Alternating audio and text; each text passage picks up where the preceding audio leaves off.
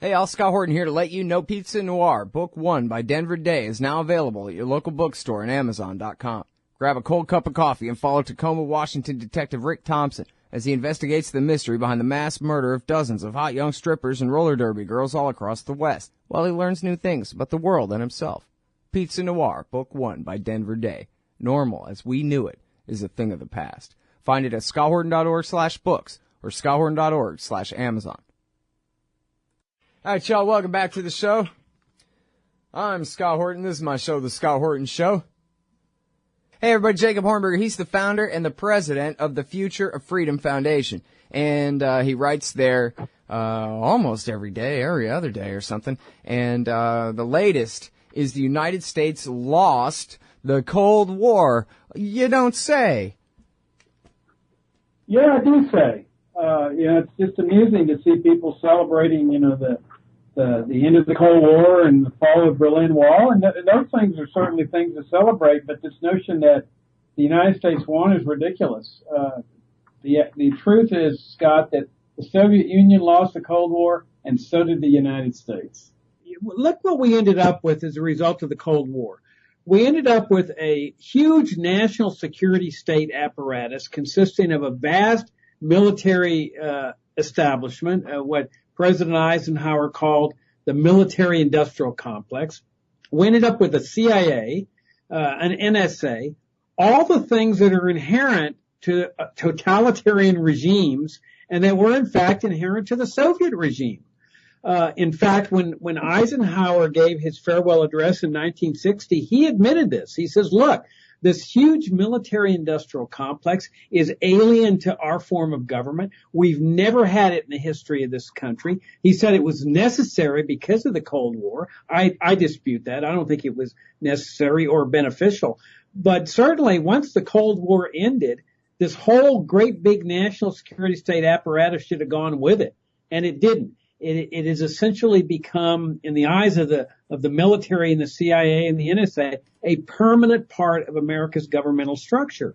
And we've seen all the dark side things that have come with this: invasions, occupations, torture, hiring of Nazi officials, including many who participated in the Holocaust, all operating in secrecy, coups, supportive dictatorships. So we end up with all the characteristics of a totalitarian regime, assassination and so forth. How can that be considered a victory? It's like we fought the Cold War and we lost. We became like them.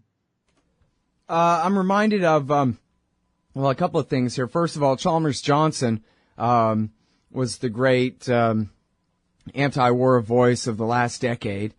And he called himself a former spear carrier for empire. He taught foreign policy at USC, and he taught his students for generations that the Cold War is the right thing, the damn Ruskies, And then, just as you say, the Cold War ended and the American empire did not. It only expanded. And Chalmers Johnson said, whoa, now wait a minute.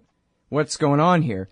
And instead of deciding which would have benefited his own psyche if he had just said, oh, well, I guess now it's an empire, he said, you know what? I've been wrong my entire career. He was even a contract analyst for the CIA and said, I've been wrong. I promoted the Cold War, and I believed that it was a defensive measure against communism, and I was wrong. America was the aggressor in this thing all along. And just as you say, because of this combination between the military and intelligence state and those that produce the tools that they use to spy and kill.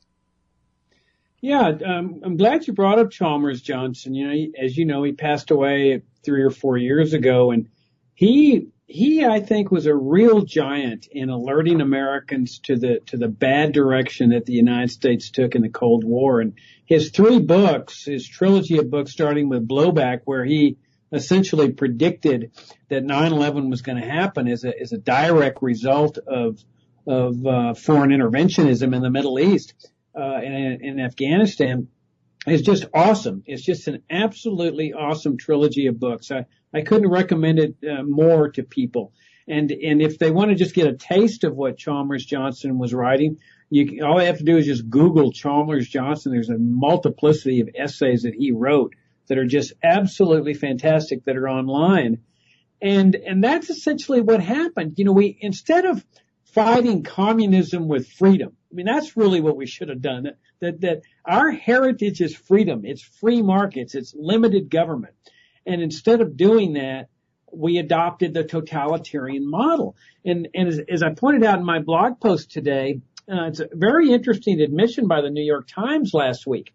They published an article that quoted a high U.S. official. I forget his name. I think his last name's Hill, maybe Clark Hill or something like that. He was an ambassador to some country. And they were quoting him as saying that North Korea operates under a national security state. And I found that a startling and surprising revelation, that they would be doing this, because that's the apparatus that we've been operating under, a national security state. And people said at the time, Scott, that if you go down this direction, this totalitarian-like direction, in the name of fighting totalitarianism, you're going to become like them.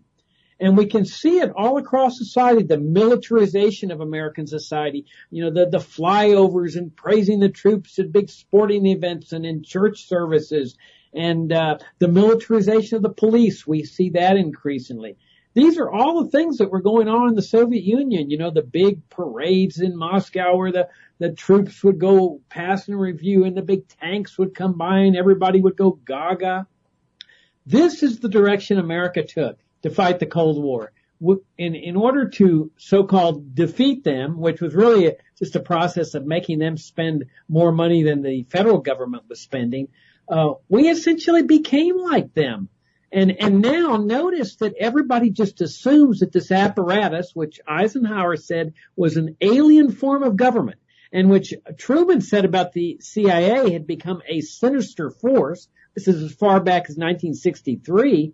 And I don't even know if he knew that they were hiring Nazis at the time. Maybe he did. This has become, in their eyes, a permanent part of America's governmental structure. No constitutional amendment was ever enacted altering our system of government to adopt this. And yet that's their position, that you can't get rid of us because we are an essential and necessary part of the federal government. Right. So, man, there's a lot there. I mean, you called it a totalitarian system. And I think it's really important the way you say that back when they were building it, they admitted that, hey, you know, for the duration of the emergency, we have to accept this totalitarian bureaucracy, even with Truman at the reins of it all, as William F. Buckley put it. But just because of the emergency of world communism.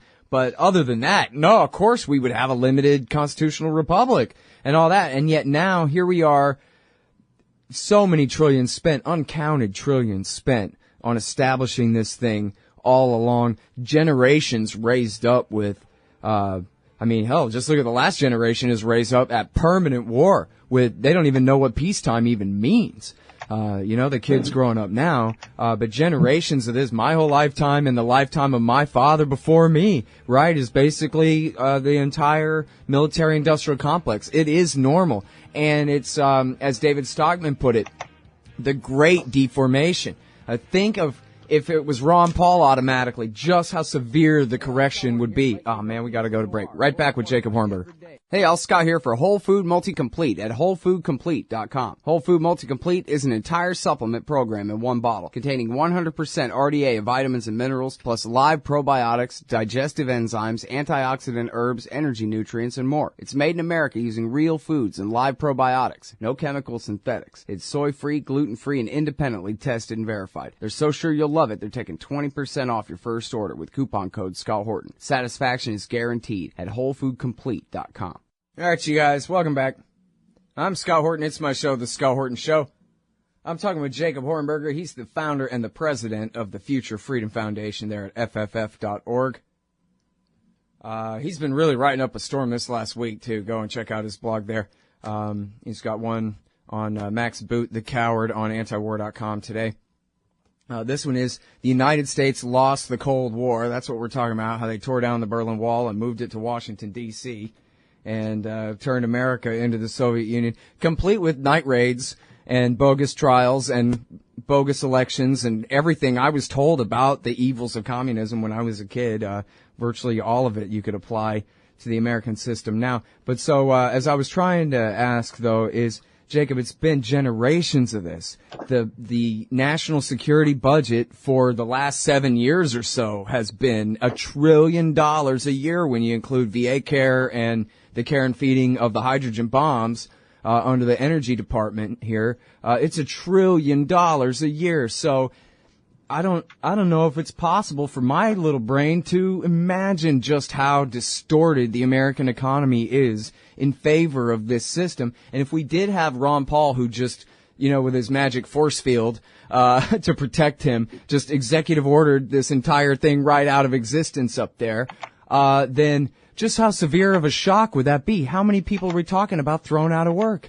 100 million people or something? Our economy would have to adjust in such a severe way. It makes it seem, and there's so many vested interests in it for so much money. Again, it makes it just seem impossible that this can ever change. What do we do about it? Well, this is what Eisenhower was talking about part of what he was talking about. I think one part was when he said this is a danger to our way of life, to our democratic processes. I think he was referring specifically to the danger of a coup, the same type of thing that we see in Egypt, where which of course the U.S. national security state supports, and they supported the same thing that happened in Chile, where the military and intelligence forces remove a president from office on grounds of national security.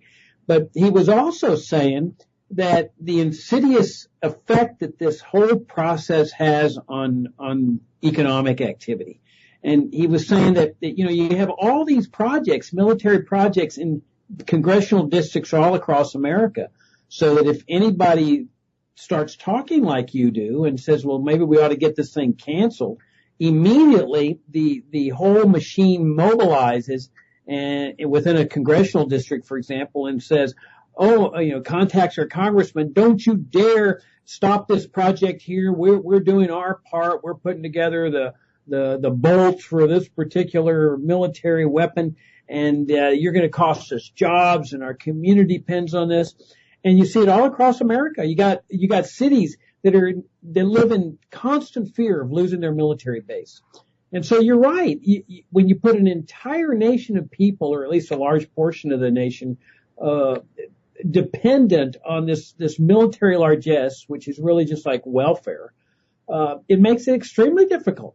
Just like the welfare state, that once you put people on the dole, they're scared to death of losing the dole. They don't want to lose their dole. But you got to think of all the people whose lives are being adversely affected, that are paying for this. Because let's face it, government has no money of itself. It has to take money from people in order to fund this gigantic monstrosity. And all of those people who are being victimized are the people that are paying exorbitant income taxes, that are funding this machine. That's what the IRS is about. The people are being plundered by the Federal Reserve. And I think if people ever can figure that out, they'll realize that it's in their interest to dismantle this thing. It's not so much people losing their jobs as having to move to other jobs in the private sector that are the productive jobs. So somebody that has a store next to a military base, yeah, they may go out of business near that military base, but they simply reopen in a part of town where people now have all the money that they were having taken from them to pay for this military largesse. They're now producing. And then by laying off all these people that are on the military largesse, they become productive. So you have a doubly positive effect. Not only is everybody having their money taken from them to fund this largesse, now you have double the amount of people that are now producing wealth. It'd be the greatest thing we could ever do by dismantling this and restore our constitutional republic to our land. That's so well said, and I hope people really understand that, because, I was really trying to paint it as the worst case type scenario about just how bad the correction would have to be. But, of course, what you're saying is right, that all the money that right now, again, $1 trillion a year that's basically just being nuked right out of existence, would be instead generating real wealth. And all those able-bodied males, instead of training how to kill people, would be creating stuff. And all those DARPA engineers, instead of building, the latest laser weapon or whatever, could be figuring out how to better and cheaper distribute food to hungry people, or whatever the problem is that needs solving. And it could only be a benefit, and I don't know how much time it would take, if we could all of a sudden make the whole national security state disappear, but I don't think it'd be too long. I don't think we'd see a bunch of people starving. I think you'd just see a lot more need for a lot of creativity and a lot of newly freed up creativity ready to be deployed to solve the problems too. You know? Oh, I think it'd be immediate. I think you would see an immediate outburst of positive, creative, economic energy. It boggles the mind as to what these people have done to our country. I mean, here's the real irony, Scott, is that how did they drive the Soviet Union into bankruptcy? They made it spend more money than it was bringing in. And this is what the arms race was all about.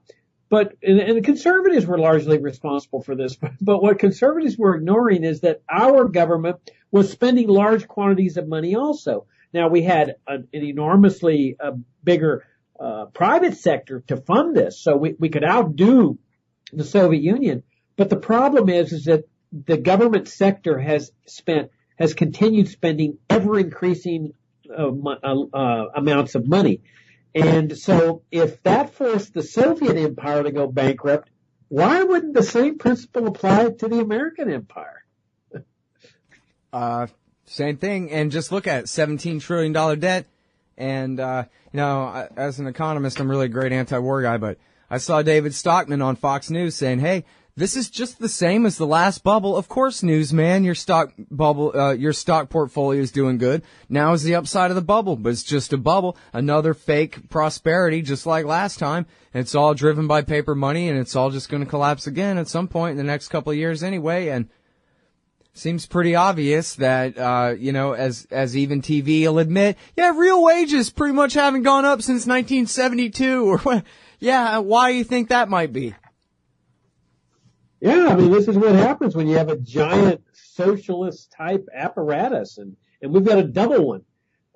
We've got the welfare state, which, is based on the idea of mandatory charity and plundering and looting people that have money in order to give it to people that don't. Mandatory charity, that's what it is. And then you got this giant warfare state. And the important thing to recognize, Scott, is that neither one of these huge apparatuses that are really bankrupting America were ever part of America's governmental system or American society for the first 150 years or so of American history.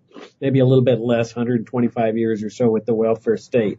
I mean, these are alien philosophies. They don't seem alien because they were here during our entire lifetimes. Right. But when you look at American history, they were never part of the founding governmental structure of this country. And that includes Social Security, Medicare, Medicaid, standing army, CIA, NSA, gun control, the whole drug war, the whole shebang that we're living under today.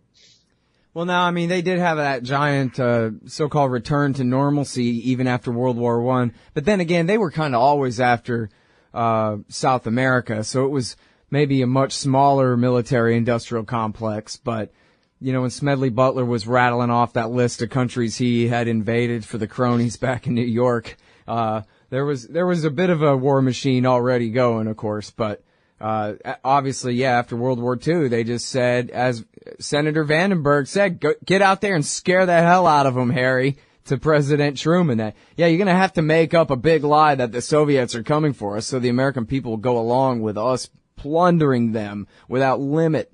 And it worked. They knew they were lying. They said they were lying.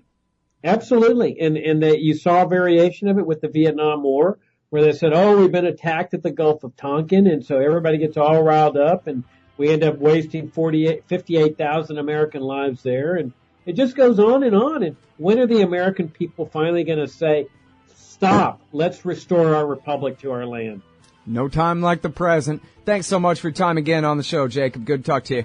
Oh, my pleasure, Scott. Thanks for having me. That's the great Jacob Hornberger, everybody. FFF.org. The U.S. lost the Cold War. You hate government, one of them libertarian types, or maybe you just can't stand the president, gun grabbers, or warmongers. Me too. That's why I invented LibertyStickers.com. Well, Rick owns it now, and I didn't make up all of them, but still, if you're driving around and want to tell everyone else how wrong their politics are, there's only one place to go. LibertyStickers.com has got your bumper covered. Left, right, libertarian, empire, police, state, founders quotes, central banking. Yes, bumper stickers about central banking. Lots of them. and, well, everything that matters. LibertyStickers.com. Everyone else's stickers suck. Hey, y'all, Sky here. First, I want to take a second to thank all the show's listeners, sponsors, and supporters for helping make the show what it is. I literally couldn't do it without you. And now I want to tell you about the newest way to help support the show. Whenever you shop at Amazon.com, stop by ScottHorton.org first, and just click the Amazon logo on the right side of the page. That way the show will get a kickback from Amazon's end of the sale. It won't cost you an extra cent. And it's not just books. Amazon.com sells just about everything in the world, except cars, I think. So whatever you need, they've got it. Just click the Amazon logo on the right side of the page at ScottHorton.org, or go to ScottHorton.org/Amazon.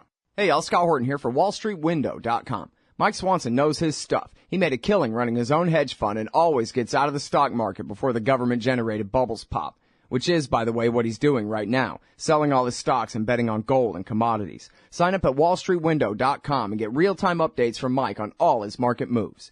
It's hard to know how to protect your savings and earn a good return in an economy like this. Mike Swanson can help. Follow along on paper and see for yourself. WallStreetWindow.com.